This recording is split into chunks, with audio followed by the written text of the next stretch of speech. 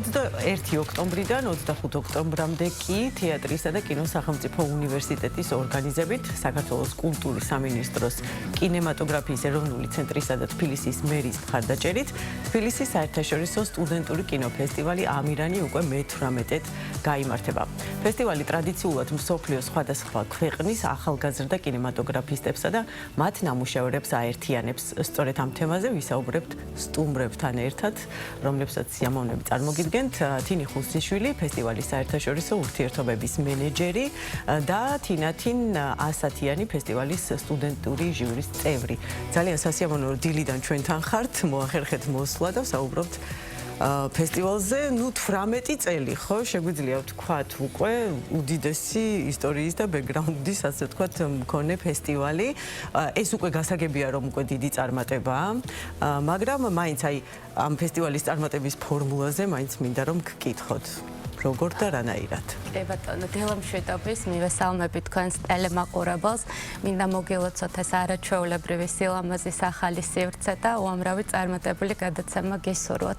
რაც შეეხება უშუალოდ საქართველოს შოთა რუსთაველის თეატრსა და კინოს სახელმწიფო უნივერსიტეტში დაგეგმილ საერთაშორისო სტუდენტურ კინოფესტივალს ამირანს, როგორც უკვე თქვენ აღნიშნეთ, წელს მე-18-ად გაიმართება და ისე როგორც პრინციპში ყოველ წელს ძალიან დიდი ინტერესი იყო წლევანდელი ფესტივალის მიმართ, უამრავი ფილმი შემოვიდა და შეიძლება თამამად ითქვას, რომ სასელექციო კომისიამ საუკეთესოთა შორის საუკეთესო ფილმების შერჩევა მოახდინა, ამიტომ ძალიან დიდი სიამოვნება ელის როგორც სტუდენტებს, ახალგაზრდებს, კინემატოგრაფისტებს, ასევე უბრალო მოყვარულებს, რომელთათვისაც დასწრება იქნება აბსოლუტურად თავისუფალი ჩვენი უნივერსიტეტის პირველ კორპუსში, რომელიც რუსთაველის 19-ში მდებარეობს, იქნება გახსნის და დახურვის ცერემონია, ხოლო სამდღიანი საკონკურსო პროგრამა ჩატარდება მთლიანად კინოაკადემიის ლურჯ დარბაზში.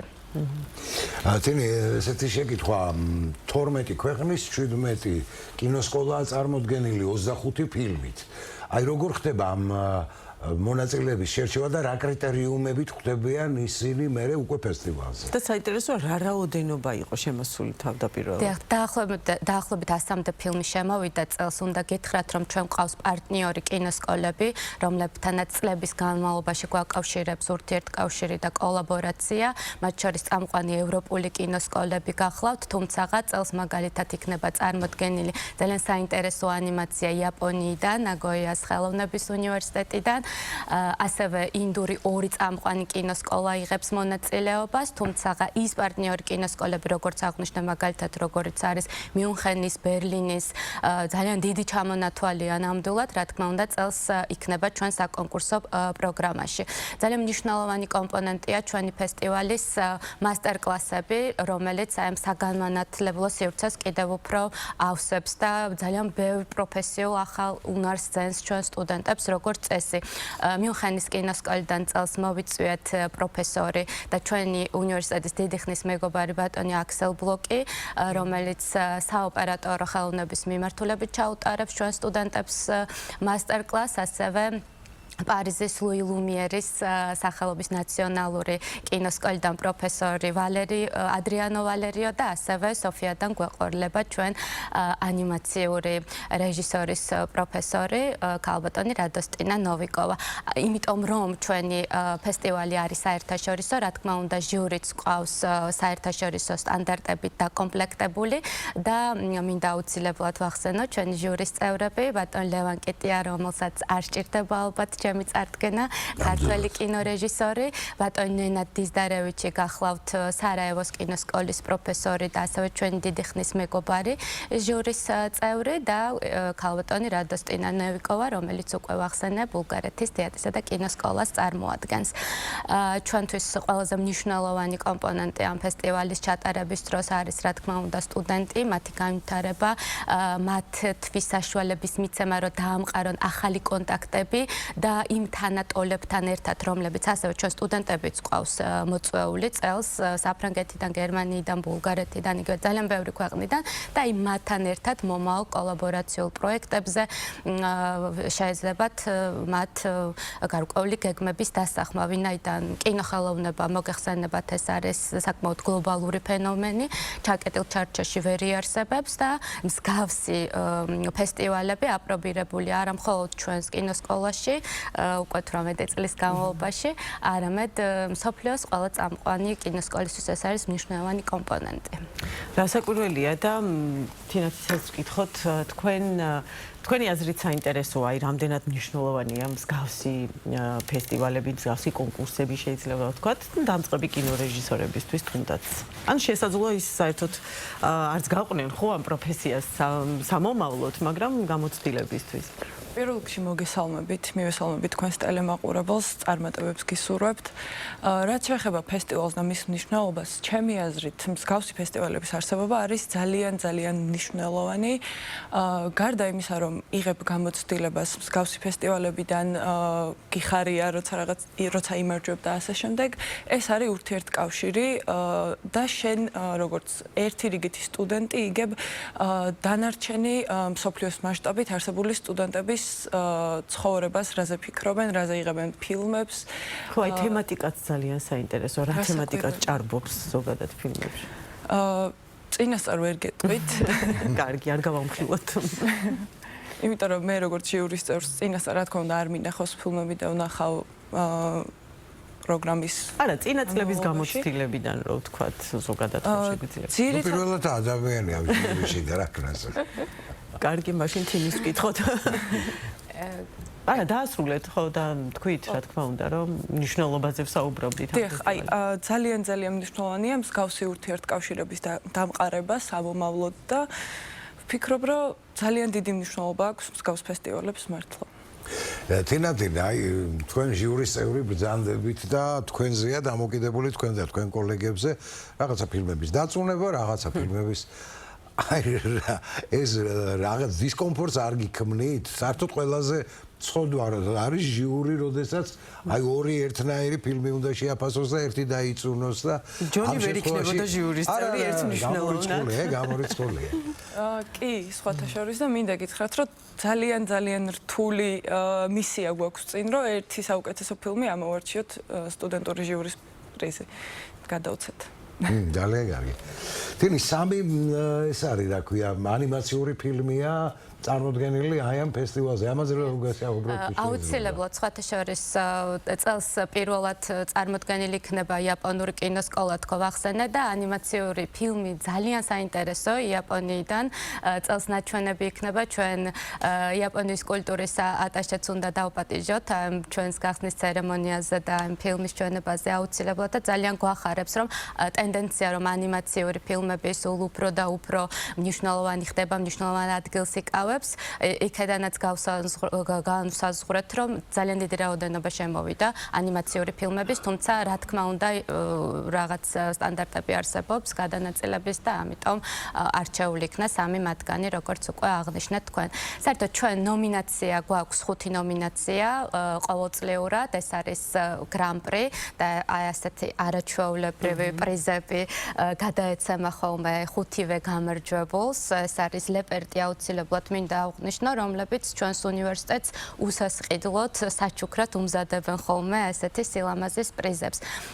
შემდეგი ნომინაციები ეს არის საუკეთესო მხატვრული, დოკუმენტური და ანიმაციური ფილმებისთვის და უკვე მეხუთე კომპონენტი, აი ქალბატონი თინათინი წელს არის სტუდენტური ჟიურის თავმჯდომარე და მეხუთე გამარჯვებულს სწორედ ჩვენი სტუდენტები გამოავლენენ ხოლმე. ძალიან მნიშვნელოვანია, რომ სტუდენტურ ჟიურიში ყოველთვის კინომცოდნეები არიან ხოლმე, როგორც წესი ჩართული და მონაწილეობენ, ვინაიდან ჩვენმა უნივერსიტეტმა უნდა აღზარდოს არა მხოლოდ რეჟისორების მომავალი თაობა და არმია, რომლებიც გააგრძელებს ამ სახელოვან საქმეს, არამედ კინო ინდუსტრიაში დასაქმებული სხვა პროფესიის ადამიანები, როგორც კინომცოდნეები არიან, ვინაიდან ჯანსაღი კრიტიკა ეს აი ამ მთელი შემოქმედებითი პროცესის თამდევი ერთგვარი მნიშვნელოვანი ასპექტია. გარდა ამისა ჩვენ გადავცემთ დიპლომებს ჩვენს მონაწილეებს, სპეციალურ დიპლომებს ვეძახით საუკეთესო რეჟისურისთვის, საოპერატორო ნამუშევრისთვის და საუკეთესო რა ნომინაციებია? აი როგორც აღვნიშნეთ, ეს არის გრან-პრი მხატვრული ფილმისთვის, ეს არის დოკუმენტური ფილმისთვის, ანიმაციური ფილმისთვის და მეხუთე პრიზს გადასცემს სტუდენტური ჟიური სტუდენტების რჩეულს, ვისაც ისინი ჩათვლიან საჭიროებს. სახეობება გადაინაცვლეს სხვა უკვე უკანა პლანზე ალბათ, ხო? მე უბრალოდ მაინტერესებდა წელს AI-ის გამოყენებით ხომ არ კეთდება რამე თქო, რადგან დღეს უკვე პოპულარულია ძალიან ეს თემა და ხომ არ არის რაღაცნაირად წინა პლანზე წამოწეული ეს თემა. ჩვენ შემთხვევაში AI-ის გამოყენება არც ერთი მიმართულებით არ მომხდარა.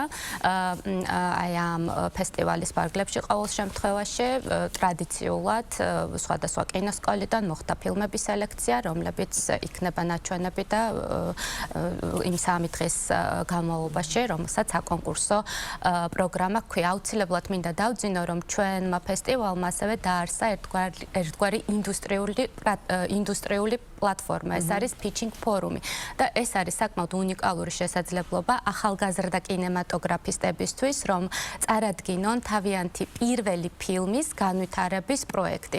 აი 3 დღის განმავლობაში ვორქშოპი ჩაუტარდებათ მათ ტუტორთან ერთად და ისინი აი ამ თავის პროექტის განვითარებაზე იმუშავებენ და ბოლო ეტაპზე ჟიური, რომელიც ცალკე ჟიური არის, ეს არ არის საერთაშორისო ჟიური და მას ხელმძღვანელობს ბატონ გიორგი ოვაშვილი ჩვენი უნივერსიტეტის რეჟისორებთან ერთად პირველ, მეორე და მესამე ადგილზე გამარჯვებულებს გამოავლენენ. და მნიშვნელოვანია, რომ აი საპრიზო ფონდი მთლიანად დააფინანსა, როგორც თქვენ უკვე აღნიშნეთ, საქართველოს კულტურის სამინისტრომ, კინემატოგრაფიის ეროვნულმა ცენტრმა და ქალაქ თბილისის მერიამ და გამარჯვებულებს ეს ფულადი პრიზები 5,000, 3,000 და 2,000 ლარის ოდენობით გადაეცემათ, რაც დამერწმუნდეთ დამატებითი სტიმული იქნება ახალგაზრდებისთვის, რომ უფრო აქტიურად ჩაერთონ ხოლმე და თან თავიანთი პირველი პროექტები უფრო კარგად მოამზადონ შემდეგი წლისთვის და მიიღონ მონაწილეობა ჩვენს pitching ფორუმში. რასაკვირველია, ფულადი ჯილდო ყოველთვის ძალიან სასიამოვნო და ძალიან კარგი მოტივატორია, მოდით ასე. დაბოლოს თქვენ ბრძანეთ, რომ აქ გაიმართება მასტერ-კლასები და ჩამოთვალეთ ბულგარელი ქალბატონი იყო კიდე. დიახ, მიუნხენის კინოსკოლა, პარიზის კინოსკოლა და ბულგარეთის, დიახ. და აი რა 1-2 სიტყვით უფრო დაწვრილებით რაზე იქნება ეს მასტერ-კლასები? მასტერ-კლასები ატარებს აბსოლუტურად პრაქტიკულ დანიშნულებას საგანმანათლებლო კომპონენტის, მაგალითად ბატონი აქსელ ბლოკი, რომელიც საოპერატორო ხელოვნებაში აციანია მასტერ-კლასები. არა, რა თქმა უნდა, მინდა აღვნიშნო კიდევ ერთხელ, როგორც დასწრება, ასევე მასტერ-კლასებში მონაწილეობა, pitching ფორუმში მონაწილეობა, ეს არის რა თქმა უნდა უფასო, ვინაიდან ეს ყველაფერი კეთდება მომავალი კინორეჟისორებისთვის, ახალგაზრდებისთვის და სტუდენტებისთვის, რომლებსაც ძალიან დიდი და რთული გზის გავლა უწევთ და აი ამაში ერთგვარი დახმარება არის ეს ყველაფერი და ჩვენი მიზანიც რა თქმა უნდა ეს არის, რომ აი საგანმანათლებლო პროცესი მაქსიმალურად გარდა აი აკადემიური პროცესისა, რომელიც მიმდინარეობს, დატვირთული იყოს სხვადასხვა ღონისძიებებით და დამატებითი კომპონენტებით. და სამომავლოდ როგორ ხედავთ სტუდენტური კინოფესტივალის განვითარებას, ესეც რომ გითხრათ? კი ბატონო, როგორც იცით 1980 წელს დაარსდა საერთოდ ეს ფესტივალი, თუმცა გარკვეული პრობლემებიდან გამომდინარე 2007 წლიდან განახლდა, ამიტომ მე მგონია, რომ საფრთხე ნამდვილად არ ემუქრება ამ ფესტივალს, რომ კიდევ და კიდევ უფრო განვითარდეს, წინ წავიდეს და ყოველწლიურად რაც მთავარია განხორციელდეს. აუცილებლად მინდა აღვნიშნო, რომ წელს დავწყვეტა ჩვენი ფესტივალი გავხსნათ 2 არაჩვეულებრივი ანიმაციური რეჟისორის ფილმით, რომლებმაც სამწუხაროდ დაგვტოვეს, ბატონი ლადო სულაქველიძე და ბატონი დავით სიხარულიძე. მათი ფილმები იქნება გახსნის ოფიციალურ გახსნის დღეს წარმოდგენილი. ეს არის ბედი ჩაკრულოსი და დავით სიხარულიძის ფილმი, ლადო სიხარულიძის ფილმი ცხოვრების ტანგო. ეს ერთგვარი პატივისცემი ჟესტი იქნება მათდამი და მათი უკტავი ხელოვნებისადმი გამოხატული და დასწრება არის აბსოლუტურად უფასო და ყველა თავისუფალი უკაცრავად და ველოდებით ყველა დაინტერესებულ პირს. ძალიან დიდი მადლობა, წარმატებებს გისურვებთ.